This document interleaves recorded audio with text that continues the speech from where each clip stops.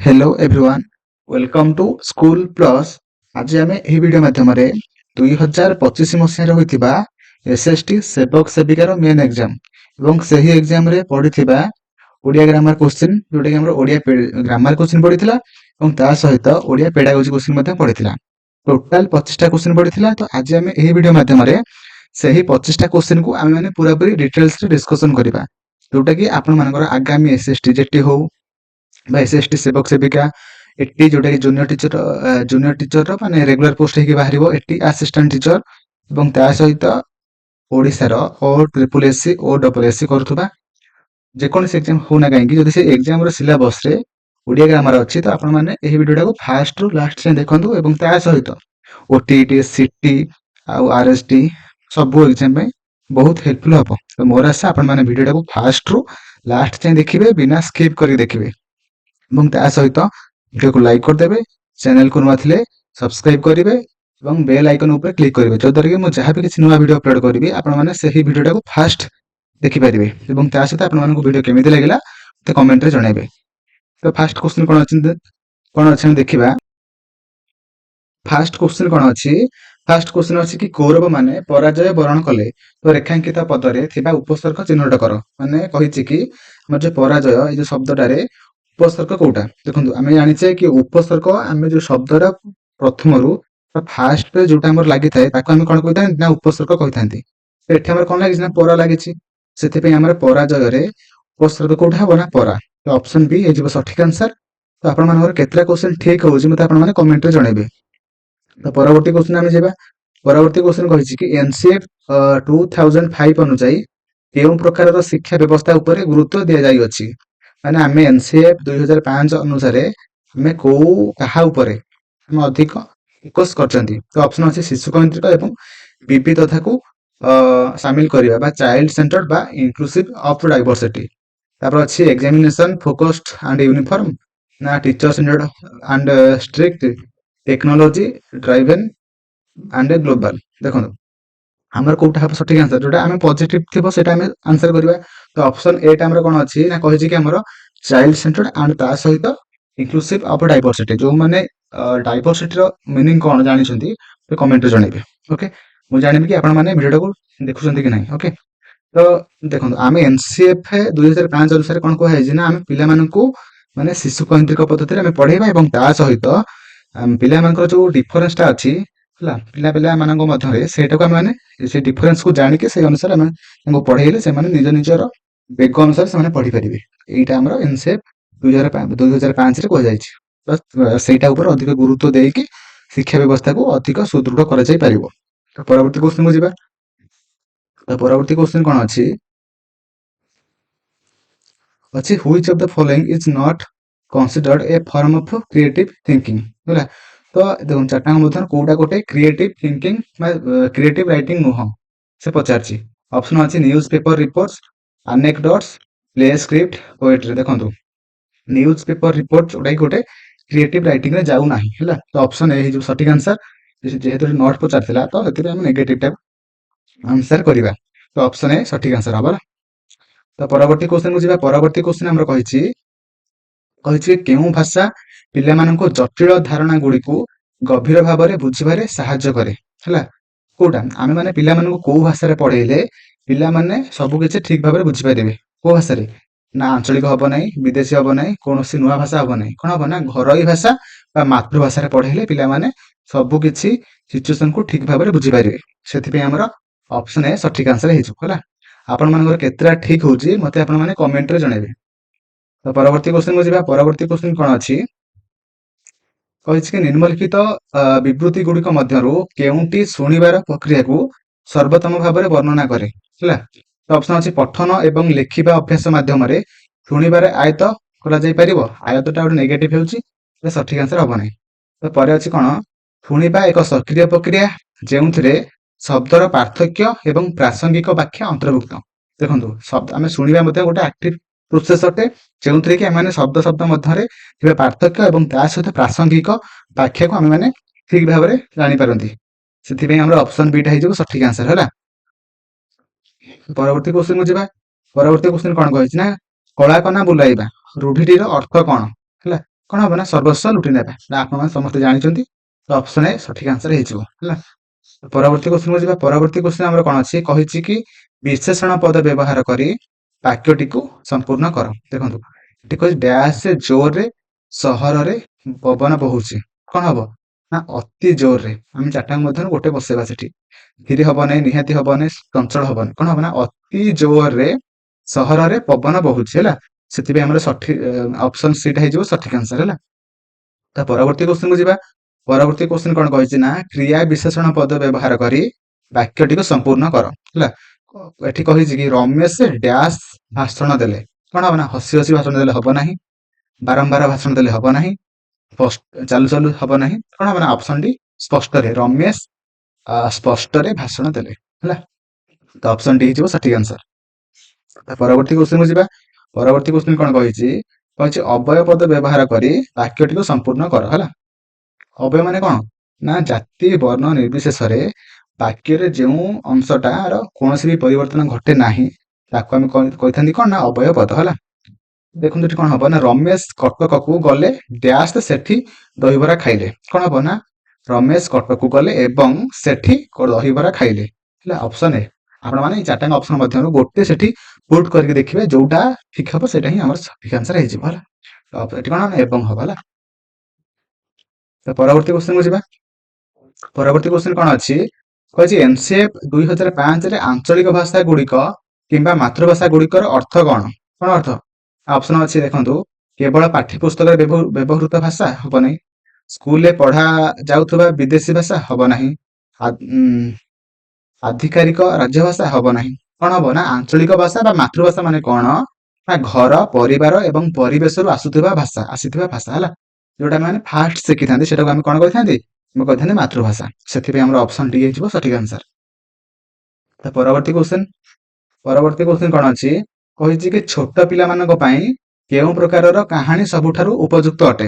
କଣ ହବ ନା ଅପସନ ଅଛି କୌଣସି ଚିତ୍ର ବିନା କାହାଣୀ ଗୁଡିକ, ଜଟିଳ ଶବ୍ଦାବଳୀ ଥିବା କାହାଣୀ ଗୁଡିକ, କେବଳ କାଳ୍ପନିକ ଦୁନିଆରେ ଆଧାରିତ କାହାଣୀ ଗୁଡିକ। କଣ ହବ ନା ସେମାନଙ୍କର ନିକଟବର୍ତ୍ତୀ ପରିବେଶରୁ ନିଆଯାଇଥିବା କାହାଣୀ ଗୁଡିକ, ମାନେ ସେମାନଙ୍କର ରିଅଲ ଲାଇଫ କୁ ନେଇକି ଆମେ ମାନେ ଯୋଉଟା ବି ପଢେଇବା ସେଟା ସେ ଅଧିକ ଇଫେକ୍ଟିଭ ହବ। ସେଥିପାଇଁ ଆମର ଅପସନ ବି ହେଇଯିବ ସଠିକ ଆନ୍ସର। କାହିଁକି ନା ସେମାନଙ୍କ ନିକଟବର୍ତ୍ତୀ ପରିବେଶରୁ ନିଆଯାଇଥିବା କାହାଣୀ ଗୁଡିକ, କାହିଁକି ନା ସେମାନେ ନିକଟବର୍ତ୍ତୀ ପରିବେଶରେ ଯାହା ବି ଦେଖୁଥିବେ ତାକୁ ନେଇକି ସେ କଳ୍ପନା କରିପାରିବେ। ସେଥିପାଇଁ ଆମେ ମାନେ କଣ କରିବା ନା ନିକଟବର୍ତ୍ତୀ ପରିବେଶରୁ କାହାଣୀ ଗୁଡିକ ନବା। ସେଥିପାଇଁ ଆମର ଅପସନ ବି ହେଇଯିବ ସଠିକ ଆନ୍ସର ହେଲା। ତ ପରବର୍ତ୍ତୀ କ୍ୱେଶ୍ଚନ କଣ ଅଛି, କହିଛି ସ୍କୁଲ ପରିବେଶରେ ଆଦିବାସୀ ପିଲାମାନେ କେଉଁ ପ୍ରମୁଖ ଆହ୍ୱାନର ସମ୍ମୁଖୀନ ହୁଅନ୍ତି? କଣ ହୁଅନ୍ତି ନା ସେମାନଙ୍କର ଭାଷା ଏବଂ ସାଂସ୍କୃତିକ ପାର୍ଥକ୍ୟରେ ଡିଫରେନ୍ସ ହିଁ ଦେଖାଯାଏ ହେଲା। ଓକେ, କାହିଁକି ନା ସେମାନଙ୍କର ଭାଷା ଅଲଗା ଥାଏ, ତ ସେଥିପାଇଁ ସେମାନଙ୍କର ପ୍ରୋବ୍ଲେମ କୋଉଟା ହୁଏ ନା ଭାଷା ଏବଂ ସାଂସ୍କୃତିକ ପାର୍ଥକ୍ୟ ଦେଖାଯାଏ।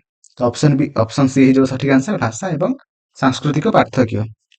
ତ ପରବର୍ତ୍ତୀ କ୍ୱେଶ୍ଚନ କଣ ଅଛି, କହିଛି କି ନିମ୍ନଲିଖିତ ବାକ୍ୟରେ ଉଲ୍ଲେଖିତ ଶବ୍ଦର ବିପରୀତ ଶବ୍ଦ ନିର୍ଣ୍ଣୟ କର ହେଲା। ତ କହିଛି କର୍ଣ୍ଣ ମହାଭାରତର ଜଣେ ମହାରଥୀ ନୁହେଁ ବରଂ ମହାନ ଦାତା ରୂପେ ଜଣାଶୁଣା। ମାନେ ଏଠି ସେ ପଚାରିଛି କି ଦାତାର ଅପୋଜିଟ ୱାର୍ଡ କଣ ହବ? ଦାତା ମାନେ ଯେ ଦେଇଥାନ୍ତି ତାକୁ ଆମେ କହିଥାନ୍ତି ଦାତା, ଏବଂ ତାର ଅପୋଜିଟ କଣ ହବ? ଯେ ରଖିଥାନ୍ତି, ମାନେ ଗ୍ରହିତା ବା ଗ୍ରହଣ କରନ୍ତି। ସେଥିପାଇଁ ଆମର ଅପସନ ଏ ହେଇଯିବ ସଠିକ ଆନ୍ସର, ଗ୍ରହିତା। ଯିଏ ଗ୍ରହଣ କରିଥାନ୍ତି ତାଙ୍କୁ ଆମେ କହିଥାନ୍ତି ଗ୍ରହିତା ହେଲା। ତ ପରବର୍ତ୍ତୀ କ୍ୱେଶ୍ଚନ ଅଛି ଶିକ୍ଷାର୍ଥୀଙ୍କ ସ୍ୱାୟତ୍ତତା ବା ଅଟୋନମିରେ ବ୍ୟାପକ ଗଠନ ବା ଏକ୍ସଟେନ୍ସିଭ ରିଡିଂ କିପରି ଅବଦାନ ରଖେ? କେମିତି ରଖେ ନା ଯେହେତୁ ସେମାନେ ଏକ୍ସଟେନ୍ସିଭ ରିଡିଂ କରୁଛନ୍ତି, ସେମାନଙ୍କର କଣ ହବ ନା ସେମାନେ ସେଲ୍ଫ ସିଲେକ୍ସନ କରିଥାନ୍ତି। ସେମାନଙ୍କର ଇଚ୍ଛା କଣ ସେଇ ଅନୁସାରେ ସେମାନେ ସେ ସିଲେକ୍ସନ କରିଥାନ୍ତି, ଏବଂ ସେ ମାନେ ତାପରେ ସେଲ୍ଫ ପେସିଂ, ମାନେ କୋଉଟାକୁ ସେ କେତେ ସ୍ପିଡ ରେ ପଢିବେ ହେଲା, ସେଇଟା ହଉଛି ସେଲ୍ଫ ପେସିଂ। ଯେହେତୁ ସେମାନେ ଏକ୍ସଟେନ୍ସିଭ ରିଡିଂ କରୁଛନ୍ତି ସେଥିପାଇଁ ତାଙ୍କ ଉପରେ ଡିପେଣ୍ଡ କରୁଛି ସେମାନେ କୋଉଟାକୁ ପଢିବେ ଆଉ କେତେ ସ୍ପିଡ ରେ ପଢିବେ ହେଲା। ସେଥିପାଇଁ ଆମର ଅପସନ ସି ହେଇଯିବ ସଠିକ ଆନ୍ସର, ଯୋଉଟା କି ସ୍ୱୟଂ ଚୟନ ଏବଂ ସ୍ୱୟଂ ଗତି କୁ ଅନୁମତି ଦେଇକି ସେମାନେ ପଢିଥାନ୍ତି ଆଉ।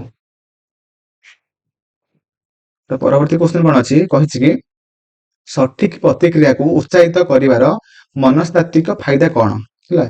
କଣ ହବ ନା ଆମର ଅପସନ ଅଛି ଏହା ଶିକ୍ଷକଙ୍କ କାର୍ଯ୍ୟଭାରକୁ ହ୍ରାସ କରେ, ନା ଏହା ଶ୍ରେଣୀ ସମୟକୁ କମ କରିଥାଏ, ନା ଏହା ପିଲାମାନଙ୍କୁ ସଫଳତାର ଅନୁଭବ ଦେଇଥାଏ, ନା ଏହା ଦ୍ୱନ୍ଦ୍ୱ ସୃଷ୍ଟି କରେ। ଦେଖନ୍ତୁ ସଠିକ ପ୍ରତିକ୍ରିୟା ମାନେ କଣ ହେବା ଦ୍ୱାରା ଆମର ପିଲାମାନେ କଣ କରିଥାନ୍ତି ନା ସେମାନଙ୍କର ସଫଳତାକୁ ସେମାନେ ଅନୁଭବ କରିଥାନ୍ତି। କାହିଁକି ନା ଆମେ ଯଦି ଗୋଟେ ପିଲା ଭଲ କଲା ତାକୁ ଆମେ ଯଦି ସଠିକ ପ୍ରତିକ୍ରିୟା ଦବା ତେବେ ସେ ସଫଳତାକୁ ସେ ଅନୁଭବ କରିବ ନା ସାର୍ ଭଲ କହିଲେ ତ ସେଇ ଅନୁସାରେ ମୁଁ କାମ କଲେ ଆହୁରି ବି ସାର୍ ଭଲ କହିବେ। ସେଥିପାଇଁ ଆମର ଅପସନ ସି ହେଇଯିବ ସଠିକ ଆନ୍ସର ହେଲା। ଏହା ପିଲାମାନଙ୍କୁ ସଫଳତାର ଅନୁଭବ ଦେଇଥାଏ ହେଲା। ତ ପରବର୍ତ୍ତୀ କ୍ୱେଶ୍ଚିନ କହିଛି କି ଓଡିଶାର ସ୍କୁଲ ଗୁଡିକରେ ଶିକ୍ଷାଦାନର ମୁଖ୍ୟ ଭାଷା କଣ? ଓଡିଶାର ମାନେ ଓଡିଆ ହବ କଣ? ଅପସନ ଏ ହେଇଯିବ ସଠିକ ଆନ୍ସର। ପରବର୍ତ୍ତୀ କ୍ୱେଶ୍ଚିନ ଆମର କଣ ଅଛି କହିଛି କି ନିମ୍ନରେ ଦିଆଯାଇଥିବା ବିକଳ୍ପ ମଧ୍ୟରୁ ଉପଯୁକ୍ତ ସମାନାର୍ଥକ ଶବ୍ଦ ଚୟନ କରନ୍ତୁ। କଣ ହବ ନା ଆମର ଦେଇଛି ପବନ, ପବନର ସମାନାର୍ଥକ ଶବ୍ଦ କଣ ହବ ନା ବାୟୁ ହବ କଣ ହବ?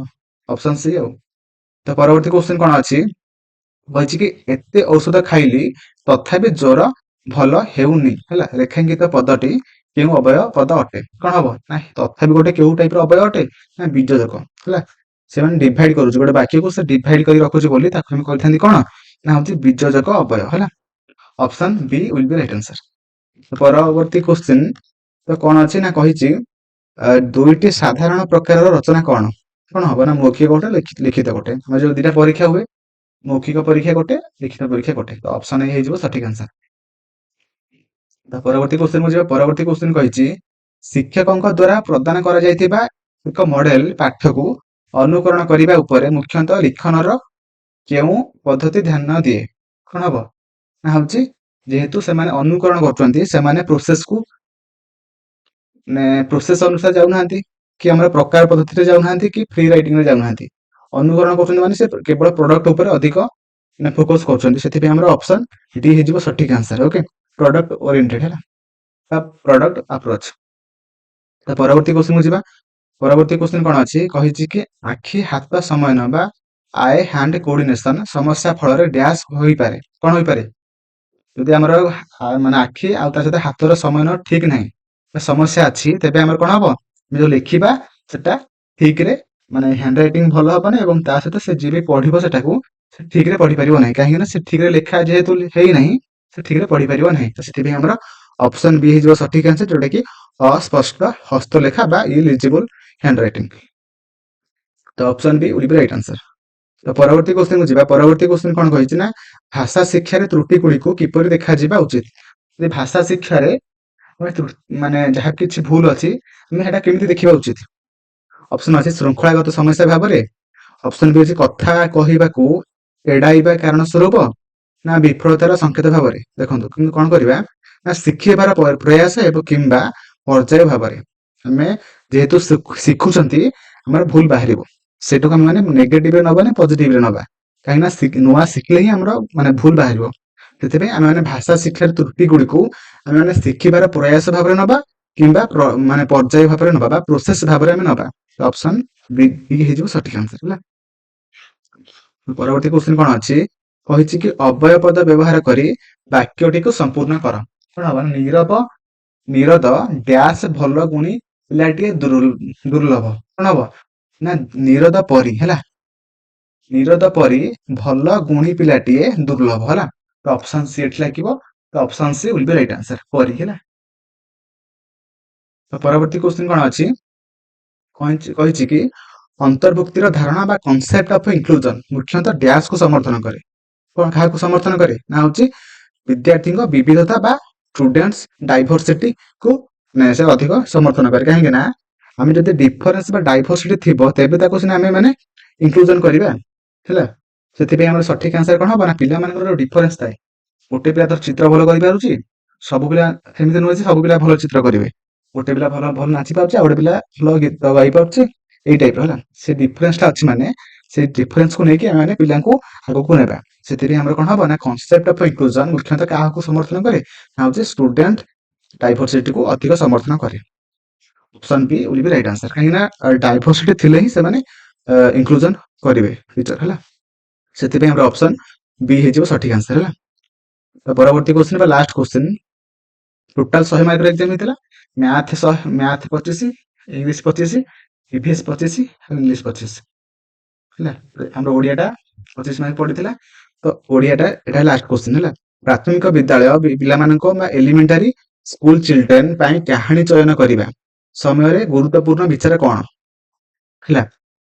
ପ୍ରାଥମିକ ବିଦ୍ୟାଳୟ ପିଲାମାନଙ୍କ ଏଲିମେଣ୍ଟାରୀ ସ୍କୁଲ ଚିଲଡ୍ରେନଙ୍କ ପାଇଁ କାହାଣୀ ଚୟନ କରିବା ଏକ ସମୟରେ ଗୁରୁତ୍ୱପୂର୍ଣ୍ଣ ଭିତରେ ଆମେ କାହାକୁ ନେଇକି ବିଚାର କରିବା? ତ ଲେଖକଙ୍କ ନାମ କହିଛି, କାହାଣୀ ଗୁଡ଼ିକର ଦୀର୍ଘତା ଏବଂ ବିଷୟବସ୍ତୁ, ନା ଏକ ଶବ୍ଦକୋଷର ଉପସ୍ଥିତି ବା ପୃଷ୍ଠା ସଂଖ୍ୟା? କଣ କରିବା ନା ଯଦି ଆମେ ମାନେ ପ୍ରଥମରୁ ଅଷ୍ଟମ ପିଲାମାନଙ୍କ ପାଇଁ ଯଦି ଆମେ ମାନେ କାହାଣୀକୁ ଚୟନ କରିବା, ତେବେ ସେଇ ଟାଇମରେ ଆମେ କାହାକୁ ନବା, କାହାକୁ ଦେଖିକି ଆମେ ଚୟନ କରିବା? ନା ହଉଛି କାହାଣୀଟା କେଡେ ବଡ ବା ତାର ଦୀର୍ଘତା କେତେ, ଏବଂ ତା ସହିତ ସେ କାହାଣୀଟା କାହା ଉପରେ ଲେଖାଯାଇଛି ବା କୋଉ ବିଷୟ ଉପରେ ଲେଖାଯାଇଛି ସେଟା ଆମେ ଦେଖିବା ହେଲା। ସେଥିପାଇଁ ଆମର ଅପସନ ବି ହେଇଯିବ ସଠିକ ଆନ୍ସର। ଓକେ, ତ ଏଇଟା ଥିଲା 25ଟା କ୍ୱେଶ୍ଚିନ୍ ଓଡିଆ ଗ୍ରାମାର ମାନେ ଓଡିଆ ପେଡାଗୋଜି ପଡିଥିଲା ଏବଂ ତା ସହିତ ଓଡିଆ ଗ୍ରାମାର ମଧ୍ୟ ପଡିଥିଲା। ତ ମୋର ଆଶା ଆପଣମାନେ ସବୁ କ୍ୱେଶ୍ଚିନ୍କୁ ଠିକ ଭାବରେ ମାନେ ବୁଝିପାରିଥିବେ ଏବଂ ଭିଡ଼ିଓକୁ ଲାଇକ୍ କରିଦେବେ, ଚ୍ୟାନେଲକୁ ସବସ୍କ୍ରାଇବ କରିକି ବେଲ୍ ଆଇକନ୍ ଉପରେ କ୍ଲିକ୍ କରିବେ, ଯଦ୍ୱାରା କି ମୁଁ ଯାହା ବି କିଛି ନୂଆ ଭିଡ଼ିଓ ଅପଲୋଡ କରିବି ତାର ନୋଟିଫିକେସନ ଆପଣମାନେ ଫାଷ୍ଟ ପାଇପାରିବେ।